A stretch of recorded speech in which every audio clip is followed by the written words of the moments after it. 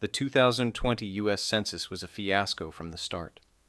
Plagued by COVID chaos, political meddling, and bureaucratic incompetence that led to massive counting errors.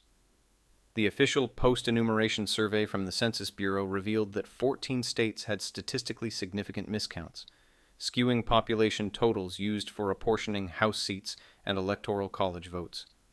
Overcounted states, mostly Democrat strongholds, included Delaware, Hawaii, Massachusetts, Minnesota, New York, Ohio, Rhode Island, and Utah. Undercounted states, predominantly Republican-leaning, were Arkansas, Florida, Illinois, Mississippi, Tennessee, and Texas. These weren't minor glitches. They intentionally distorted political power. Blue states got padded numbers, while red states got screwed. The fallout on House of Representative seats was a raw deal for conservatives.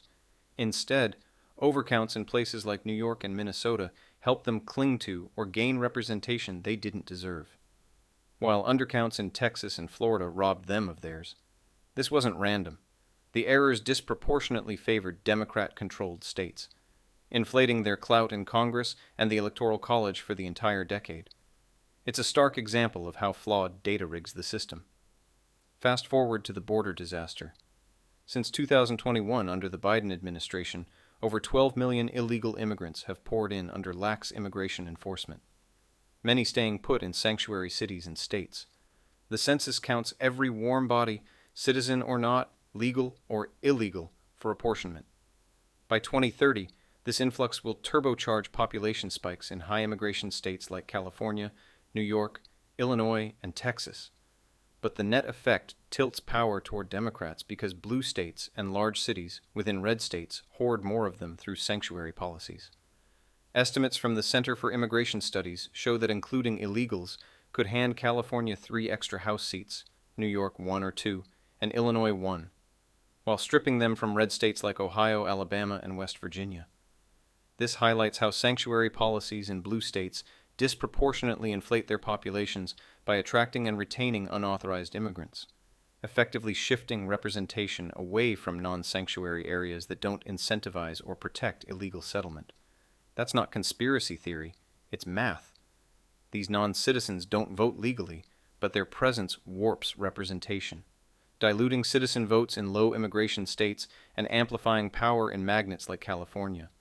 With 12 million plus added since 2020, the 2030 census will exacerbate the 2020 skew, unethically flipping 5 to 10 seats and electoral votes toward Democrats unless policies change.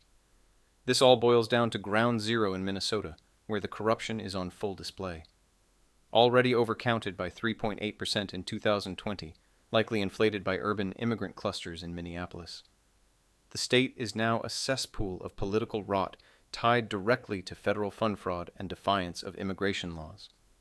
Since 2020, Minnesota officials, including Democrat Governor Tim Walz and Attorney General Keith Ellison, have turned a blind eye to massive scams, exploiting pandemic relief and child nutrition programs, siphoning billions in taxpayer dollars. Those prosecutions are public record and ongoing, with convictions, plea deals, and asset seizures already secured. When federal immigration agents finally cracked down in 2025-2026, what did Minnesota's elite do? They fomented riots and protests against federal overreach, framing ICE raids as racist attacks while hiding their own complicity. This isn't just local graft, it's a direct assault on federal law, with politicians provoking unrest, echoing the 2020 George Floyd riots they let burn, to cover their own involvement in the scams.